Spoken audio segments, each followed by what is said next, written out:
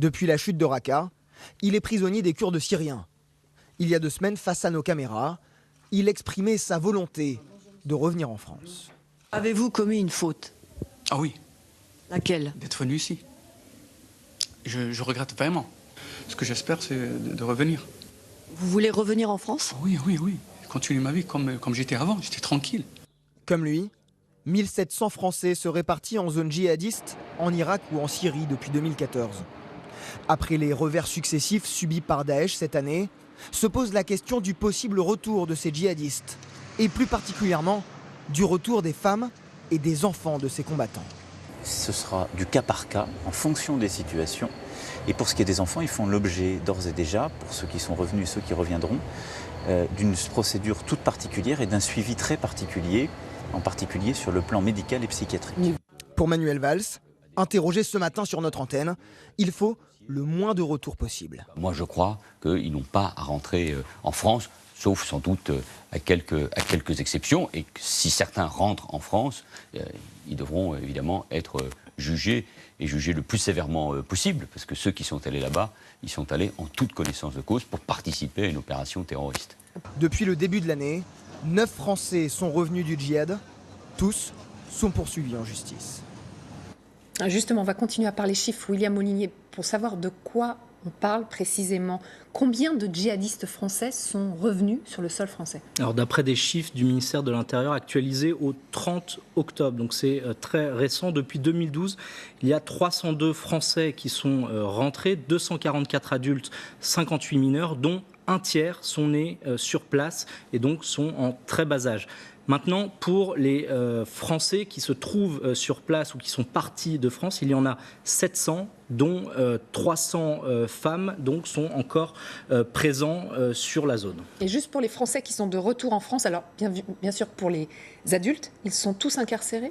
Oui, les adultes sont systématiquement judiciarisés et sont donc soit en détention provisoire, soit sous contrôle judiciaire. Et pour les enfants, eh bien, ils sont suivis de très très près par la justice des mineurs. Ils sont soit placés auprès des familles, s'il leur reste de la famille en France, soit auprès de familles d'accueil. Aurélien Taché, vous avez entendu Manuel Valls ce matin sur LCI qui dit que ces djihadistes français n'ont pas vocation à revenir en France. Est-ce que vous partagez cette opinion? Je ne crois pas que les choses se posent exactement comme ça. J'ai entendu Manuel Valls ce matin, j'ai aussi entendu le président de la République hier soir qui disait qu'effectivement il fallait regarder en fonction de chaque situation. Au cas par cas, exactement. Au cas par cas, tout à fait. Il y a aujourd'hui des gens qui ont pu commettre des faits extrêmement graves sur ce théâtre de guerre et qui seront probablement jugés aussi en Irak, puisqu'il y a un certain nombre d'entre eux qui relèvent de la justice irakienne. Et ça, c'est quelque chose qui est normal et il faut que ça se passe comme ça. Mais ensuite, pour ceux qui reviendraient en France, et ils sont français, je pense qu'on ne peut pas nier ça et chercher à minimiser ça ne résoudrait pas, à mon avis, la question. Il faut regarder précisément pour cela ce qu'on fait lors de leur retour. S'ils n'ont pas été jugés et qu'ils ont commis des actes qui nécessitent ce jugement, et c'est certainement le cas pour un certain nombre d'entre eux, il faut qu'ils le soient de la manière la plus exemplaire possible, mais je ne crois pas qu'on puisse simplement aborder le sujet de cette manière-là. Moi, ça me rappelle un petit peu, si vous voulez, le débat qu'on avait eu au moment de la déchéance de nationalité. Enfin, je ne crois pas que ce soit la bonne approche, quoi. Vraiment pas. Si ces gens sont partis, il y a certainement une raison. Ils ont fait, pour beaucoup d'entre eux, un choix terrible, mais on ne peut pas quand même s'exonérer de... Donc ça veut dire qu'il faut qu'on s'interroge sur nous-mêmes aussi ? Oui, il faut qu'on s'interroge, évidemment, sur les raisons qui peuvent conduire des gens à faire ce choix terrible, et il faut qu'on puisse essayer d'en tirer les conséquences en étant lucide. Les conséquences, évidemment, sur le plan judiciaire, mais aussi sur le plan, on voit dans vos sur un propos, plan plus global. C'est le fameux vieux clivage entre la ligne Valls, on voit ce matin Manuel Valls très ferme, et puis vous venez de la gauche plutôt, qui... Lui aussi, je crois, non ? Une autre gauche, apparemment. Et il y a eu tellement de gauche sur ces sujets-là, vous n'êtes pas sur cette même fibre-là. Il y a quelques jours, Florence Parly, ministre des Armées, avait eu des propos assez cash, en disant, bon, finalement, ceux qui sont là-bas et qui ont combattu... Alors, ceux qui périssent à Raqqa, voilà. C'est tant mieux. Écoutez, après voilà, moi encore une fois, c'est pas la manière dont je considère ce sujet-là. Voilà, il y a des gens qui sont partis effectivement, certains reviendront, notamment pour les femmes, les enfants. Effectivement, il faut qu'on regarde comment ça peut se passer, mais il me semble normal qu'un certain nombre de ces personnes reviennent, en tout cas inévitable. Et donc ensuite, on doit trouver des solutions. On doit pouvoir à la fois, encore une fois, avoir un traitement judiciaire exemplaire, mais aussi s'interroger sur les causes de ces départs et sur quelle place maintenant vont avoir ces Français dans la société. Et ça, c'est quelque chose qui doit tous nous interroger parce que c'est un sujet effectivement extrêmement grave. Alors, pour ce qui se passe en Irak, ceux qui ont été arrêtés en Irak seront jugés en Irak puisque c'est un état de droit, ils ont leur souveraineté. Bien sûr. Imaginons qu'ils soient condamnés à la peine de mort. Vous, en tant que représentant de la nation, quelle est votre opinion? C'est-à-dire, vous pensez qu'il faut que la France se batte pour rapatrier ses ressortissants français pour qu'ils purgent leur peine de prison en France ou les laisser en Irak? Il faut la question se pose pas exactement comme ça. Enfin, ceux qui relèvent de faits qui ont été répréhensibles, qui ont été commis sur le sol irakien ou syrien et pour lesquels l'Irak estime devoir rendre la justice, il faut respecter cette souveraineté irakienne. Même si c'est la peine de mort. C'est le système pénal irakien. Moi, à titre personnel, si vous me posez la question, je considère que évidemment la peine de mort, où qu'elle soit pratiquée dans le monde, n'est jamais quelque chose de satisfaisant quand on est un humaniste. Maintenant, voilà, je respecte aussi la souveraineté et la justice irakienne. Donc, pour les personnes qui seront jugées en Irak, c'est un sujet irakien, voilà. Et interrogeons-nous plutôt sur ce qui doit se passer pour celles qui reviendront en France. Qui reviendront en France. Alors, il y a toujours la question de la déradicalisation. Ce qu'on peut constater, c'est que pour l'instant, ça ne marche pas. Et Emmanuel Macron, qui termine son voyage de 2 jours au Proche-Orient, au Moyen-Orient, eh bien, il tient une conférence de presse pour la fin de son voyage. On écoute. Consacrer et prendre de nouvelles décisions structurantes pour la relation bilatérale entre la France et les Émirats arabes unis.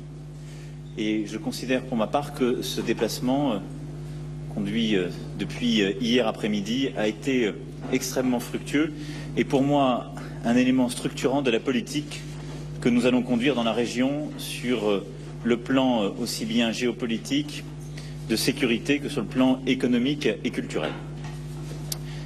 Vous avez assisté hier à l'inauguration donc du projet Le Louvre Abu Dhabi. Je n'y reviendrai pas plus longuement dans ce point, mais je répondrai à toutes les questions qui seront les vôtres. Mais il était à mes yeux très important que nous puissions en effet dignement fêter cette ouverture parce que c'est un projet de 10 années, extrêmement structurant pour la relation et qui marque aussi une nouvelle étape de la politique culturelle française, où pour la première fois à cette ampleur, nous exportons nos chefs-d'œuvre, nous exportons aussi l'art contemporain français et en regroupant 13 musées français, c'est un projet qui permet véritablement le rayonnement culturel de la France dans un État qui a décidé d'en faire un projet politique.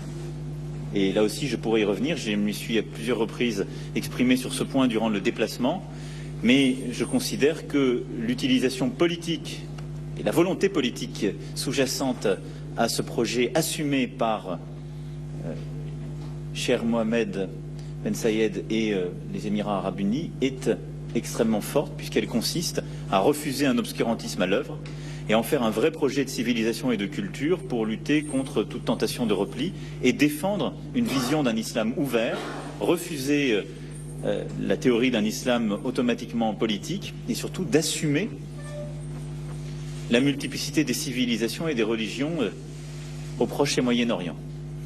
Et à ce titre, il était important que la France soit à ses côtés. J'ai pu aussi remercier évidemment l'ensemble des acteurs de ce projet, les ministres successifs de la culture, les dirigeants du musée du Louvre et l'ensemble des dirigeants culturels des 13 établissements français. Également, je tiens à le rappeler, c'est un architecte français, Jean Nouvel, qui a pensé et proposé et orchestré les travaux, en particulier du Dôme. Ce Louvre Abu Dhabi, c'est le début aussi d'une relation qui va être très structurante pour les 3 prochaines décennies sur le plan culturel entre nos pays. Les 15 prochaines années seront marquées par une politique de prêt extrêmement intense, un accompagnement dans les achats également qui seront faits par le Louvre Abu Dhabi, et aussi une relation très structurante sur le plan financier, parce qu'au total, c'est 1 milliard d'euros pour financer le développement de la culture française. C'est ainsi que le contrat a été pensé, et a été voulu et qu'il sera exécuté. Je pense que c'est une très bonne décision pour aussi la culture française. Nous avons ensuite pu nous déplacer au projet de la Sorbonne à Abu Dhabi, où 800 étudiants sont aujourd'hui regroupés. Pour celles et ceux qui étaient avec moi, vous avez pu mesurer le rayonnement de cette structure qui, initiée il y a 11 ans, accueille en effet 800 étudiants, la plupart venant du monde entier. Il y a évidemment des jeunes femmes et jeunes hommes venant des Émirats arabes unis, mais nous l'avons vu par les simples sondages faits sur site, il y a le monde entier qui vient ici apprendre. Alors, vous avez... de donner une nouvelle ampleur à ce projet en ayant vraiment une Sorbonne unifiée qui pourra porter la cohérence de l'offre académique française et développer aussi les filières en physique, en chimie, en médecine, qui permettront d'avoir la totalité de la palette sur ce volet. Je souhaite renforcer, comme vous l'avez compris, notre coopération bilatérale sur ce point de manière structurante. À cela s'ajoute la politique de développement du français que je souhaite encourager ici aux Émirats arabes unis, comme d'ailleurs dans nombre d'États. Je l'ai évoqué hier soir, j'en ai reparlé avec le prince héritier. Nous allons accompagner une réouverture qui sera organisée dans les écoles publiques du secondaire ici aux Émirats arabes unis et qui permettra de rouvrir des classes d'enseignement. Il y a plusieurs décennies, c'était le cas. Et suite à des décisions budgétaires et des moments moins chaleureux de la relation, ces classes dans le secondaire public avaient été fermées. Nous avons une vitalité réelle de l'enseignement en français grâce aux écoles françaises et je les en remercie. Nous sommes ici dans le site d'un lycée qui montre cette excellence. Mais il est important qu'à l'école publique, le français soit proposé dès le secondaire. Et donc nous nous sommes engagés à initier un partenariat qui permettra d'envoyer des enseignants de français de qualité ici. Et le prince héritier s'est engagé à accompagner ce développement sur plusieurs années, mais dès l'année prochaine à rouvrir dans le secondaire supérieur plusieurs classes d'enseignement du français, ce qui est à mes yeux très structurant pour la place que la francophonie doit avoir dans toute la région et je pourrais y revenir. Nous avons également pu apprécier la présence militaire française ce matin en nous rendant à la base et en faisant un court passage à la frégate Jean Bart. En effet, dans cette base qui abrite aujourd'hui 700 de nos militaires, vous avez pu voir avec moi la force de la présence militaire française qui consacre évidemment la relation stratégique que nous avons avec les Émirats arabes unis dans la région. Mais nous avons là une base arrière de l'opération Chamal qui est en soutien de celle-ci. Nous avons surtout les 3 armées françaises qui sont présentes dans cette représentation. Et nous avons un site qui non seulement vient en appui de Chamal, assure une coopération étroite avec notre allié essentiel sur le plan militaire et de la sécurité, ce que sont les Émirats arabes unis, mais qui assure aussi des missions de surveillance, de lutte contre le trafic et le terrorisme dans l'ensemble de l'océan Indien, ce qui est pour nous est une position stratégique extrêmement structurante. Et cette base joue à mes yeux un rôle très important dans notre stratégie régionale et dans la crédibilité aussi de notre diplomatie dans la région. Elle ancre également le partenariat stratégique, militaire et diplomatique que nous avons avec les Émirats arabes unis, avec lesquels nous partageons énormément de positions dans toute la région et une volonté commune d'avancer sur plusieurs dossiers. Je répondrai à toutes vos questions sur ce point. Nous avons ensuite eu l'occasion de venir ici à Dubaï, ce qui était à mes yeux très important compte tenu du pôle de rayonnement économique et d'innovation que constitue Dubaï et de la forte présence française qui aujourd'hui consacre aussi notre force. 25 000 Français présents à Dubaï sur les 35 000 présents aux Émirats arabes unis. J'ai pu à la fois m'entretenir avec l'émir, achever les travaux du premier forum économique franco-émirien dont le ministre Benjamin Griveaux a présidé aujourd'hui les tables rondes et les travaux avec nombre d'entreprises et de dirigeants de grandes entreprises françaises que je remercie, qui ont pu là aussi montrer la force de l'offre française et consacrer justement la force de notre relation comme plusieurs accords bilatéraux. Enfin, j'ai pu m'exprimer un instant devant la communauté française ici, dans ce lycée, et pouvoir ainsi passer quelques messages sur l'importance de la relation bilatérale. J'ai eu 2 longs échanges au-delà de cet agenda avec le prince héritier pour pouvoir échanger à la fois des sujets bilatéraux et régionaux. Nous avons bien évidemment, dans le cadre de la relation bilatérale, acté de tout ce que je viens d'évoquer sur les différents champs, mais aussi pu acter de plusieurs décisions sur le plan économique. Je veux ici les rappeler au-delà des contrats qui ont été signés aujourd'hui. Un contrat extrêmement structurant entre Mubadala Investment Company et Caisse des dépôts internationale sur les infrastructures a été signé, qui permettra de co-investir 500 millions d'euros. Et un contrat avec toujours le fonds Mubadala et BPI France a été aussi signé, qui permettra de co-investir dans les start-up et la technologie française et émirienne. Et ces deux projets sont extrêmement structurants parce qu'ils vont permettre d'avoir une stratégie conjointe de co-investissement, mais aussi pour nous de fertiliser les réformes et l'innovation en France grâce à cette capacité décuplée d'investissement. Un contrat entre EDF et DIWA sur une station d'hydroélectricité à Atta et entre EDF et DIWA et Masdar sur le solaire a été signé, qui est structurante et qui permettra aussi d'avancer plus avant sur nombre de projets régionaux qu'EDF souhaite porter sur le renouvelable, et en particulier le solaire. Et je peux dire que nous avons ici consolidé une relation stratégique dans le solaire avec nos partenaires émiriens, qui est très importante pour l'entreprise et dans laquelle l'implication du PDG était essentielle. Un contrat entre Akko Energy et DP World dans les énergies renouvelables a été signé. Un contrat entre la Chambre de commerce et d'industrie de Dubaï et la Chambre de commerce et d'industrie de Paris-Île-de-France a été également signé. Un contrat de coopération entre les agences spatiales CNES et l'UAESA sur la création d'un observatoire mondial sur le climat a été également conclu, qui renforcera notre partenariat dans le satellite et permettra de la recherche et des développements technologiques conjoints. Un contrat entre Paris Europlace et Dubai International Financial Center dans le domaine financier a également été conclu. Un contrat de lancement du Forum économique franco-émirien, comme je l'évoquais. Un contrat de participation également de la France à l'exposition universelle Dubaï 2020 a également été acté. Plusieurs entreprises françaises, dont Engie et Total, étaient également présentes dans la délégation et ont pu porter les projets qui, depuis plusieurs années, sont aujourd'hui au cœur d'ailleurs du développement des Émirats arabes unis, mais marquer aussi la volonté de la France d'accompagner la transformation dans la réforme en termes de consommation d'énergie, de mobilité ouverte et de ville intelligente et durable pour le futur. Et il était très important que les dirigeants de ces entreprises soient aussi présents, et je les en remercie, pour que la France puisse prendre toute sa part de la croissance de la région et de l'ambition de ces projets. Nous avons également annoncé l'acquisition par les Émirats arabes unis de 2 corvettes multimissions Go-Wind combat dans le secteur de la défense, ce qui était un contrat attendu et qui vient consolider notre relation en matière navale avec le pays, et ce qui vient là aussi compléter une coopération très forte que nous avons eue ces dernières années sur toutes les armes. Un accord de coopération culturelle entre la ministre de la Culture française et émirienne a été signé il y a quelques instants, comme un accord de coopération entre l'École nationale de la magistrature et la Abu Dhabi Judicial Department.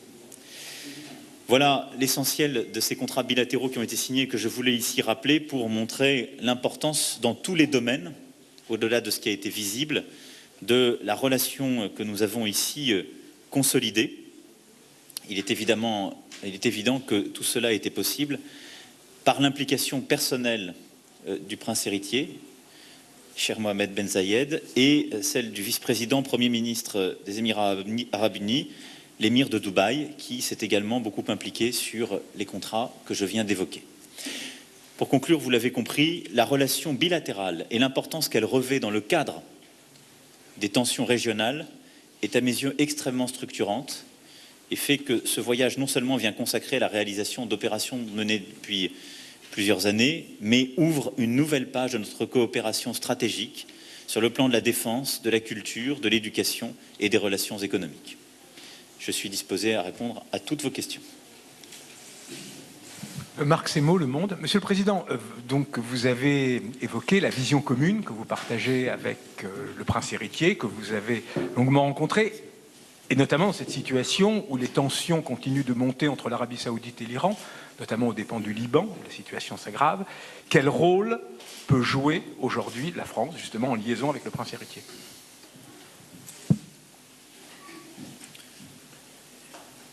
Le prince héritier a une vision extrêmement fine de ce qui se passe aujourd'hui, évidemment en Arabie Saoudite, qui est son partenaire régional de premier plan.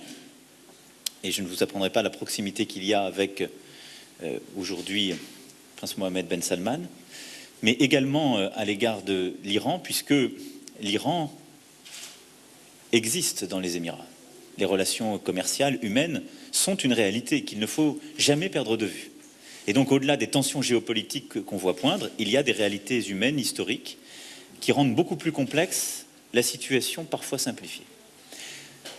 J'ai partagé avec le prince héritier la vision que j'ai toujours défendue, en particulier lors de l'Assemblée générale des Nations unies, et j'ai vu une très forte convergence sur ce point. C'est-à-dire qu'il y a une inquiétude extrêmement forte à l'égard de l'Iran, qui est une réalité, et je l'ai d'ailleurs souligné lorsqu'il m'a été donné de rencontrer ou d'échanger avec le président iranien. Il y a une inquiétude qui est née chez tous les partenaires. Et le conflit au Yémen en est d'ailleurs l'une des traductions. Et à cet égard, il m'a en effet confié celle-ci. Néanmoins, je lui ai donc réaffirmé ce qui était pour moi le cœur de notre politique et de la détermination qui sera la nôtre. Nous devons préserver l'accord de 2015 sur le nucléaire. Parce que décider de sortir de cet accord, c'est choisir ou la guerre immédiate ou le non-contrôle absolu qui créera immanquablement une situation de type nord-coréenne. Je m'y refuse. Cet accord est exigeant, nous pouvons toujours proposer d'être plus scrupuleux. Je suis pour ma part très scrupuleux dans son suivi. C'est pour cela que j'ai reçu il y a quelques semaines le directeur général de l'AIEA, qui m'a confirmé les contrôles supplémentaires que la France avait demandés, en particulier dans les universités, et le suivi très rigoureux que l'AIEA peut conduire aujourd'hui sur tous les sites qui ont été identifiés. Je considère néanmoins que dans la situation qui est la nôtre, cet accord conclu en 2015 n'est plus suffisant. Il ne faut pas le remettre en cause, il ne faut pas le supprimer, mais il doit être complété par deux autres piliers indispensables. Le premier, c'est une négociation que nous devons ouvrir sur l'activité balistique de l'Iran.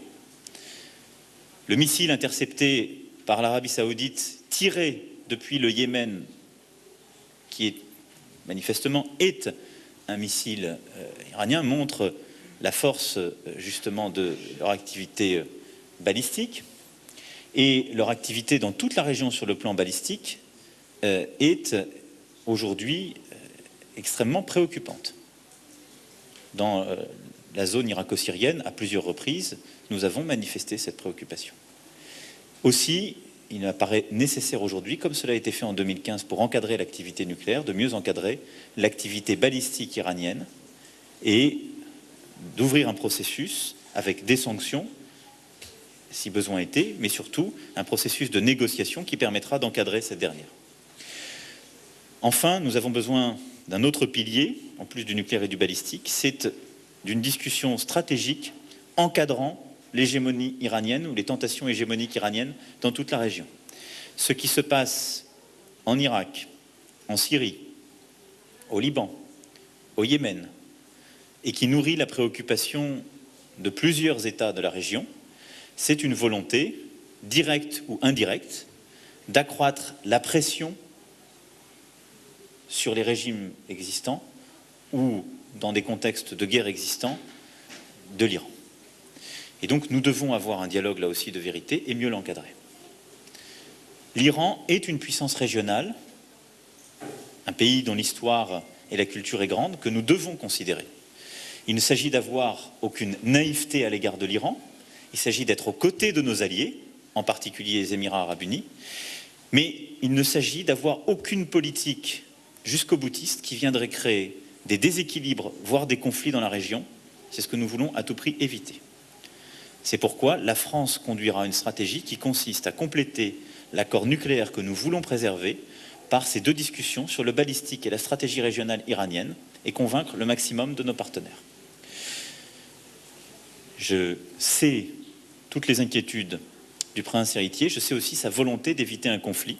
Nous sommes à quelques kilomètres de l'Iran. Nous regardons les rives iraniennes ici. Et donc les Émirats arabes unis n'ont aucun intérêt à un tel conflit. Aussi, je m'emploierai à convaincre, comme j'ai commencé à le faire, tous ceux qui auraient des volontés de remettre en cause l'accord de 2015. Je poursuis évidemment la discussion avec notre partenaire américain sur ce sujet. Et le Congrès a là une grande responsabilité dans les semaines à venir. Mais je souhaite aussi m'employer à convaincre et sensibiliser le voisin saoudien. Et c'est pour cette raison que dès après notre conférence de presse, je me rendrai pour 2 heures en Arabie Saoudite pour voir le prince héritier Mohammed Ben Salman.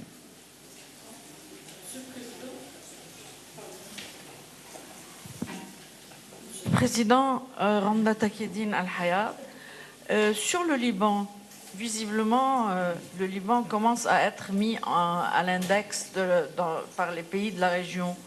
Est-ce que vous, après la démission du Premier ministre Saad Hariri, qui est votre ami et allié, est-ce que vous pouvez faire quelque chose pour ce pays? Est-ce que vous sentez que le blocus de toute la région qui est jusqu'au boutiste sur l'Iran peut être évité?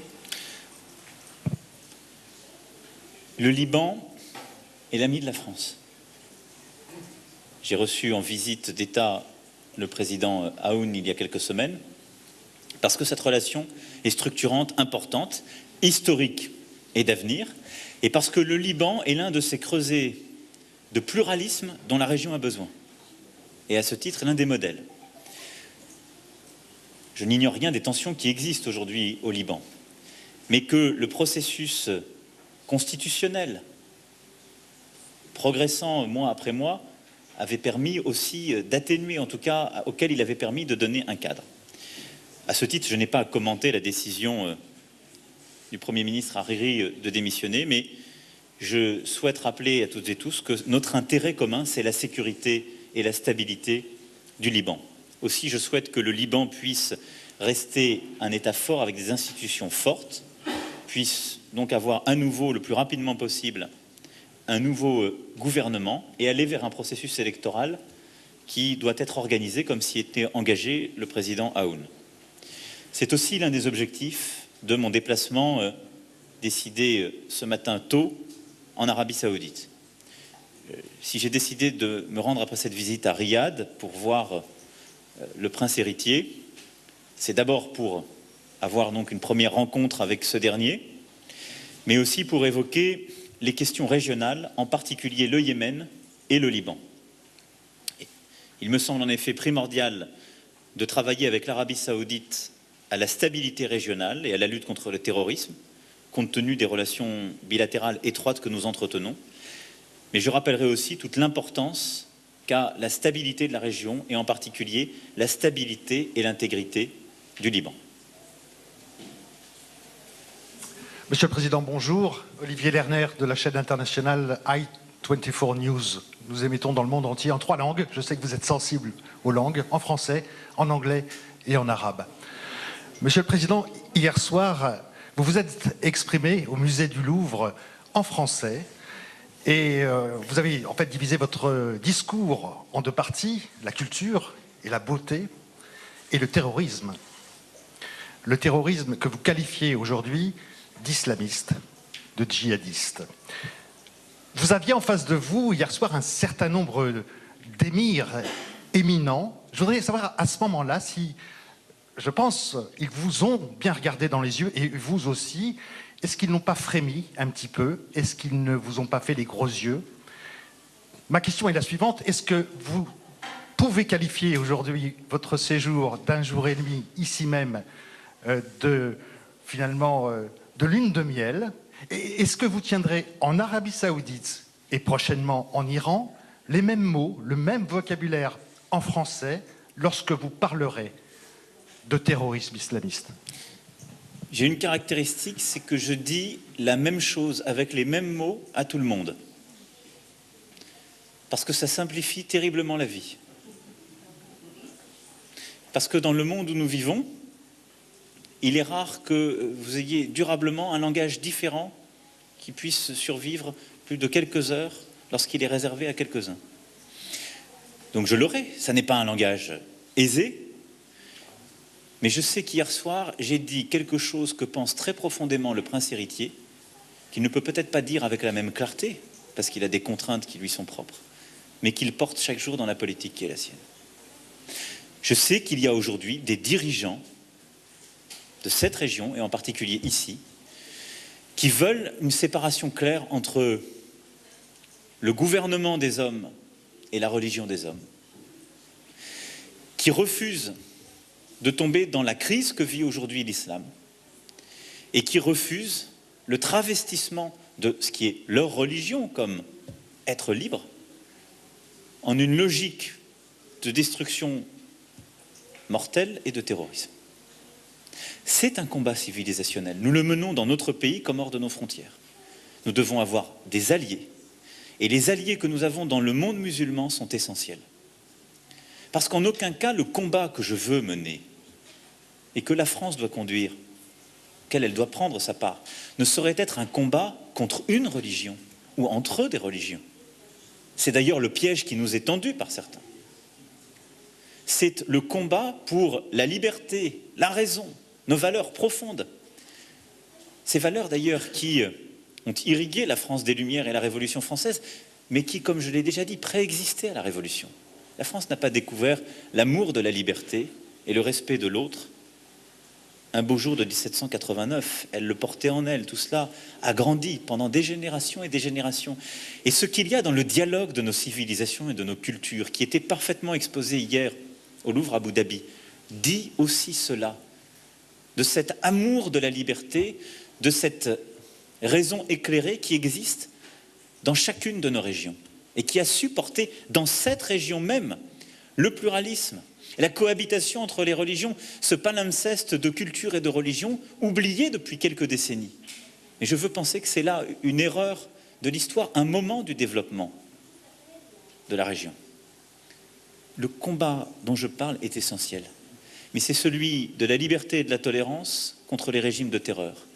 Et dans celui-ci, nous aurons à nos côtés toutes celles et ceux dont la religion est aussi l'islam, mais qui ont décidé de porter ces valeurs d'humanisme et de tolérance. C'est cela ce que je suis venu dire hier soir, et je l'ai dit en regardant chacune et chacun dans les yeux, et je ferai la même chose si l'occasion m'en est donnée, en Arabie Saoudite comme en Iran publiquement, mais je le ferai à coup sûr dans les yeux, comme je l'ai d'ailleurs déjà fait avec le président iranien, de manière privée.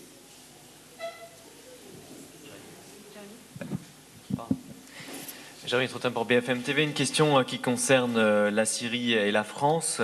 Vous avez indiqué hier dans une interview accordée à France 2 qu'une partie finalement des familles des combattants français qui sont partis donc combattre dans la zone irako-syrienne, que certains pourraient revenir à certaines conditions, donc au cas par cas. Est-ce que vous pourriez préciser finalement ce cas par cas? Quels seraient éventuellement les critères mis en place et comment la France pourrait mettre en place ce système qui permettrait de rapatrier un certain nombre de femmes ou d'enfants présents aujourd'hui dans cette zone? Vous le savez, plusieurs centaines de nos ressortissants sont ces dernières années partis dans la zone irako-syrienne pour aller combattre aux côtés de Daesh ou d'autres groupements terroristes assimilés. Aujourd'hui, nous avons su endiguer ces départs pour la quasi-totalité. Mais c'est le sujet des retours, alors que la guerre est en train de s'achever, qui se pose. Pour tous nos ressortissants qui passent par la Turquie, ce qui est le cas de beaucoup, il y a un protocole négocié sous le quinquennat précédent qui prévoit les choses de manière extrêmement rigoureuse, reconnaît la compétence des autorités turques et ne permet d'ailleurs aucun transfert sans que les autorités françaises soient pleinement informées et conduit à judiciariser et enfermer tous les ressortissants qui ont été complices de tels agissements lorsqu'ils reviennent par la Turquie. Les choses sont très précisément organisées et je me félicite de la coopération que nous avons aujourd'hui à la Turquie pour appliquer ce protocole dit Cazeneuve qui structure notre relation. Pour ce qui est de l'Irak, nous reconnaissons la compétence des autorités irakiennes et des tribunaux irakiens lorsqu'ils ont à intercepter des combattants qui ils peuvent être des ressortissants français. Et à ce titre, ils peuvent être jugés pour les crimes qu'ils ont commis en Irak et purger aussi leur peine en Irak. Nous reconnaissons la pleine compétence de ces derniers. La question devra se traiter au cas par cas quand les interceptions se font dans la zone syrienne, puisque la transition politique n'est pas aujourd'hui la même. Et donc cela dépend des conditions de ces interceptions. C'est pour cela que j'ai renvoyé à un cas par cas. Et je ne peux pas aujourd'hui vous en dire plus. Ce que je peux vous dire de manière très claire, c'est que nous n'organisons pas un processus de rapatriement de nos concitoyens qui sont allés se battre avec Daesh, en aucun cas. Que nous avons organisé une relation structurée sur le plan juridique et policier avec tous les États existants concernés pour justement nous protéger et assurer dignement les choses. Et que lorsque certains de nos ressortissants qui ont combattu aux côtés de Daesh, leurs épouses ou leurs enfants reviennent, ils sont incarcérés, ils sont judiciarisés et ils font l'objet donc d'un traitement sous l'autorité du juge judiciaire. Pour ce qui est des enfants, ils font l'objet d'un suivi extrêmement vigilant sur le plan social et médico-social, et en particulier sur le plan psychiatrique, puisque vous imaginez que des enfants qui sont nés sur ces théâtres d'opération ou qui ont eu à connaître des atrocités qu'ils ont pu voir n'en sortent pas indemnes. Et donc ce suivi fera l'objet d'un travail pendant plusieurs années. Voilà la réalité très précise de l'action qui est aujourd'hui la nôtre. Il n'y a donc pas une doctrine générale, il y a des relations structurées et un traitement au cas par cas. Voilà, conférence de presse d'Emmanuel Macron qui va quitter Dubaï pour l'Arabie Saoudite. C'est une annonce donc du président de la République, visite surprise. Il va rencontrer le prince héritier sur place et il veut, dit-il, renforcer les relations bilatérales. Aurélien Taché, député de la République En Marche, est toujours avec nous. Vous avez écouté ce discours puis ces réponses du président de la République. Alors on a bien compris, il y a quelques annonces, il parle des contrats, il revient sur l'inauguration du Louvre hier. Derrière, il y a quand même un discours politique qui revient régulièrement sur l'islam. Et il le dit, on ne combat pas une religion unique. On est là pour se battre pour la liberté, pour la tolérance. Tout à fait. Et ces combattants de la liberté, on peut les trouver dans toutes les religions et dans tous les pays. Ces amoureux de la liberté, de la tolérance, ces humanistes, le président l'a bien dit, ils peuvent être musulmans, athées, chrétiens, peu importe. L'important, c'est qu'on se retrouve autour de ces valeurs-là et qu'on puisse les faire triompher partout dans le monde, et y compris dans des zones qui ont connu des situations terribles, comme notamment sur le théâtre syro-irakien. Mais plus largement, c'est vrai que les questions, finalement, les grandes questions sociétales, les questions de religion, les questions de la laïcité, il en était très peu question au début du quinquennat. Elles ne seront pas toujours absentes, on suppose. Vous savez, ça c'est des sujets qui se traitent sur un temps long et qui supposent voilà, une parole forte. Et je crois que le président, à plusieurs reprises pendant la campagne, a eu l'occasion de s'exprimer. Depuis qu'il a été élu président, il l'a fait aussi, et notamment hier soir et aujourd'hui. Il l'a très peu fait. Alors là, il le fait à l'étranger, et c'est normal, il voyage beaucoup, c'est le président de la République. Mais c'est vrai que pour rebondir sur la question de Magali, on a eu effectivement un discours de conception de la société ou un discours sociétal sur la nation, le vivre ensemble très fort pendant la campagne. Et là, depuis 5-6 mois, on ne parle que d'économie, que d'investissement, que d'entreprise. Quand est-ce que ça va venir, cette seconde étape ? Non, mais je pense qu'on avait un certain nombre de réformes sur lesquelles on s'était engagé auprès des Français et qu'il fallait qu'on engage donc s'entraîner. C'est ce qu'on a fait avec la réforme du Code du travail, c'est ce qu'on a fait avec un certain nombre d'autres sujets. Mais aujourd'hui, on a aussi besoin, nous les progressistes, de développer notre vision de ce que c'est qu'une société plurielle, ouverte et tolérante. Et c'est ce que fait actuellement le président dans les propos qu'il a pu tenir hier soir et aujourd'hui, et qu'on devra continuer de faire dans les semaines et les mois qui arrivent. Merci beaucoup. Merci. Le mouvement en marche est important. Merci beaucoup Aurélien Taché d'avoir répondu à nos questions. Restez